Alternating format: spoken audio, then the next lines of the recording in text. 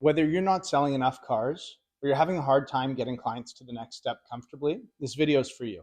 Today, we're going to be going over one either or question that's going to help you get more deals or deposits over the phone, how simply explaining what the next steps are will help you get more deals, or getting deposits easier using the restricted supply method. My name is Jason Vines. I've been in the automotive industry for over a decade, trained hundreds of salespeople, ran a bunch of stores, and I made this channel for people like you that are trying to take their automotive career to the next level. If you're like me and my team, we do a lot of deals over the phone. It's extremely important that you have the ability to take a deposit over the phone. There's nothing worse than chatting with a client on the phone, kind of feeling that they want to move forward and not quite knowing how to ask the right questions in the right way to get them to say yes without feeling like you're adding a bunch of pressure. Now, for this example, we're going to assume you've gone over all the numbers, you've done your pitch entirely. And the next step is just taking the deposit. Now, this could be for somebody who's just coming in for an appointment, somebody who's already done numbers and driven the car, and anywhere in between. Now, a foolproof way of getting a client to take the path that you want them to go down is to ask them an either or question. An either or question is a question that you provide both answers to, and they're both favorable to you. If you simply ask your client if they want to put a deposit down, there's only one answer that's yes, it's literally yes, and infinite answers that are variations of no. And you want to avoid that like the plague. After the end of your pitch, when you hear that little bit of hesitation over the phone, instead of asking, would you like to put a deposit down, assume the sale and simply ask, Mr. Client, do you use Visa or Mastercard? Either or. Neither one of them are no, I don't want to put anything down. It's either you're putting it down on Visa or you're putting it down on Mastercard. They're both favorable to you. Now, the beauty of this is after you ask Visa or Mastercard, you'll simply hear one or the other response. Like, oh, well, I use Visa. And you wait for a second, you go, okay, I'm ready when you are. The nice thing about this is you'll actually hear them almost fumbling for their card, going, hold on one second, let me grab it. They're not now thinking, am I buying a car? What should I do? What are all the other objections that I have? You said Visa or Mastercard. They said Visa. Well, the next logical step then is to take that card number. So just ask, okay, great, what's the card number? And as they fumble for it, like once you start doing this, you will laugh at how simple it is. Don't ask for the deal. Ask Visa or Mastercard. It's that easy. The cool thing is they don't even think about it. And I guarantee you that 75% of the time, this works 90% of the time. Now, if they don't bite on that second time, don't push. You don't want to be a pushy, sleazy car salesman. Don't be that guy. Obviously, there's some legitimate objections that they have to deal with on their end, and it could be a plethora of reasons. So what you're going to do is hit them with a no-based question followed by an either-or question.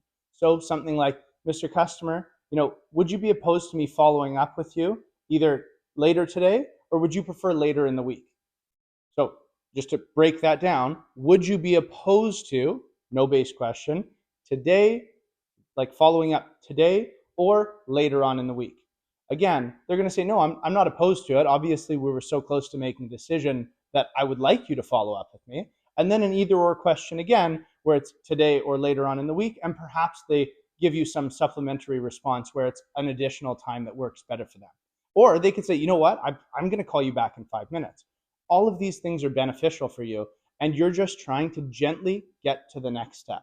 That's the whole purpose of all three of the things we're going to go over, is gently getting to the next step, making it super easy for them to say yes. Now, the beauty of when you actually do follow up with them is they're expecting your call. They've given you permission to call. They know exactly why you're calling, and they're going to be prepared to give you an answer, whether it's yes or no or an objection. And then you can either handle it, write a deal with Visa or Mastercard, again, same thing, or if they say, hey, look, I bought a car elsewhere, perfect. I don't have to follow up with you anymore. All three of these things are a win. This next thing that we're going to go over is called setting the stage. When it comes to selling a car, there's only two reasons why somebody wouldn't move forward. Either you've missed an objection or they don't quite understand what happens after they say yes. Humans naturally need direction and they're risk averse. Like even for me, I will not watch a movie and commit 2.5 hours of my life to something if I don't look on Rotten Tomatoes and it has less than an 80% score from the audience.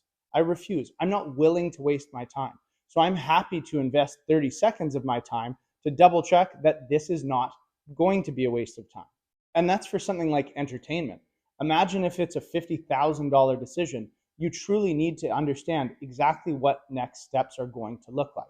Now, this can go for getting your client in for an appointment or all the way at the end of your deal when you're ready to try and close.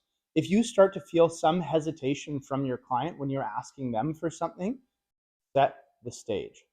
Setting the stage, and you could get extremely granular with this, is about step by step explaining exactly what's going to happen over the duration of whatever they're doing next. They've looked at numbers, they've come in for their appointment, the numbers are in front of them, and they're just trying to make a decision, and they're staring at the page. When you catch somebody who's staring at the page for 10, 15 seconds without saying anything, it's probably because they're sitting there trying to figure out what questions they need to ask. As humans, we feel like we have to ask questions. We have to ask questions to make sure we're getting the best deal. So answer every possible question that they could ever ask. Hey, Mr. Customer, just so you know, while they're sitting there staring at the page blankly, probably not actually looking at the page. You could take the page away and they'd keep staring at it because they're not looking at it. They're just in their head. You can say to them, hey, Mr. Customer, just so you know what would happen next is if you say yes right now, I'm going to reach out, I'm going to shake your hand. I'm going to say temporary congratulations. I'm going to get a file together. My sales manager is going to help me get the paperwork into the system. I'm going to be running around for about 5-10 minutes, making sure everything's lined up so that it speeds up the process later. Then at some point, within the next 5 minutes, I'm going to have my finance manager come out. His name is Joe. Joe's going to come out. He's going to introduce himself. He'll sit down with you, do a 5-10 minute credit application. Then he's going to go back to his office. While he's doing that, he's going to get all of the stuff sent off to the bank. And I'm going to go get the car washed and fully gassed up. You will have a full tank of gas. I'm going to make sure I've got both sets of keys and everything for you. While I'm getting all that stuff ready, you can hang out, sit over there in the lounge. The whole process while we're waiting shouldn't take any longer than 10-15 minutes, depending on your store. And it looks like there's nobody in line right now, so we should get in right away. After that, if you look over there in the corner, that's Jill. She's our insurance lady. She's going to take care of everything. So just so you know, if you were to say yes right now, I could probably get you in and out of here in the next 45 minutes, hopefully less if everything goes super smoothly. I'll have the plates moved over for one car to the next car, and I'll hand you your keys. You'll be fully gassed up. We'll set up your Bluetooth, and away you go. Now, this person doesn't have to ask you any additional questions because you answered every possible question about, like something as silly as, does it come with a full tank of gas? They will ask that question if you don't just tell them. Be forthright with the information. All of a sudden, they're staring at that page going, oh, okay, that makes sense to me. And then what you do, and I do this a little cheekily, is I'll just hold my hand and I'll actually pull my body back like it's weird, and I'll make a bit of a face. I'll hold my body out and just go. And like more than 50% of the time, they'll reach out and shake your hand.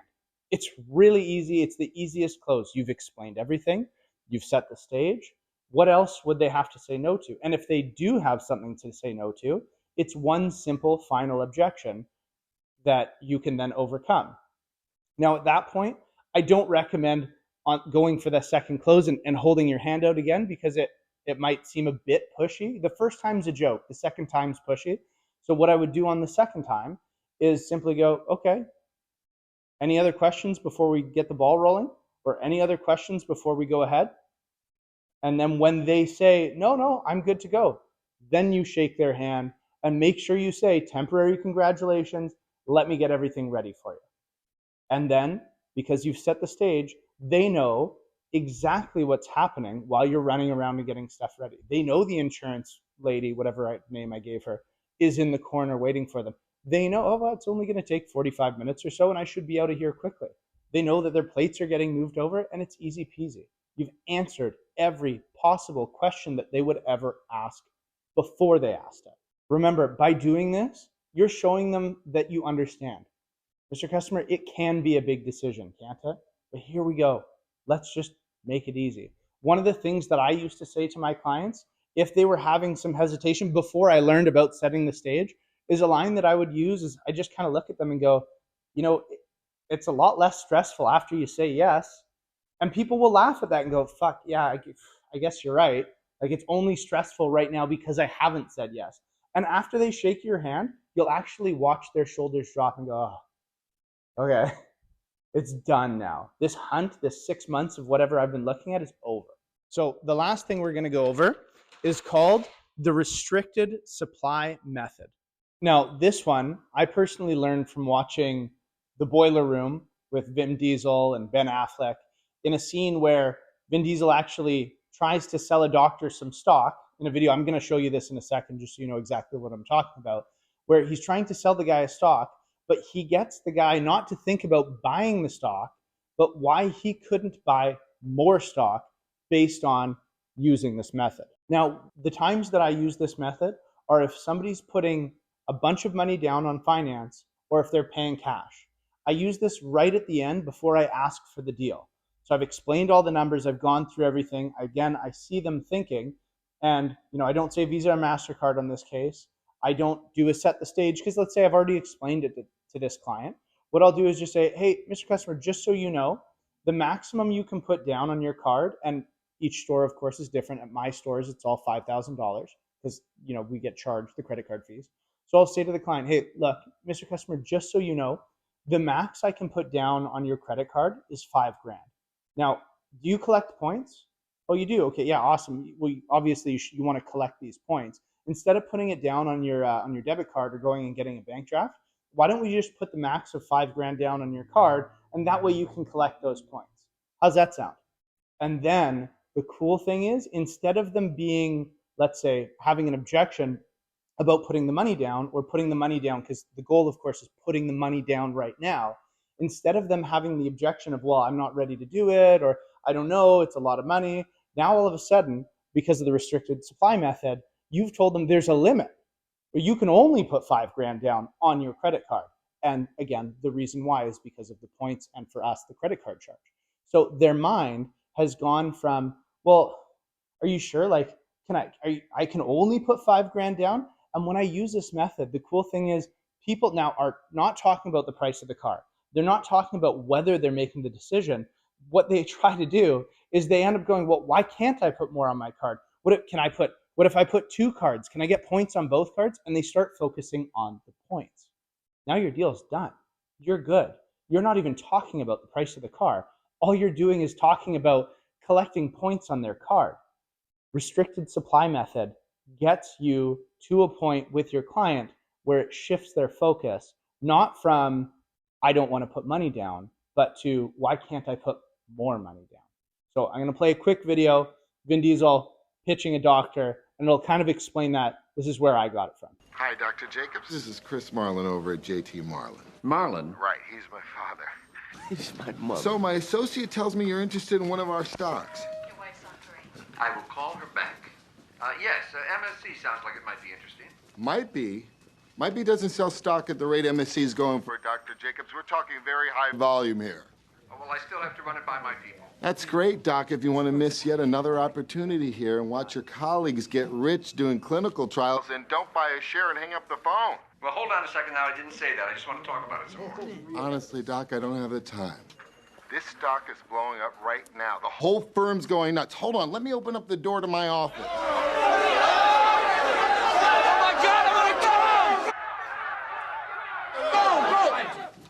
See that, Doc? That's my trading floor. Now I have 1 million calls to make to 1 million other doctors who are already in the know. I can't walk you through this right now. I'm sorry.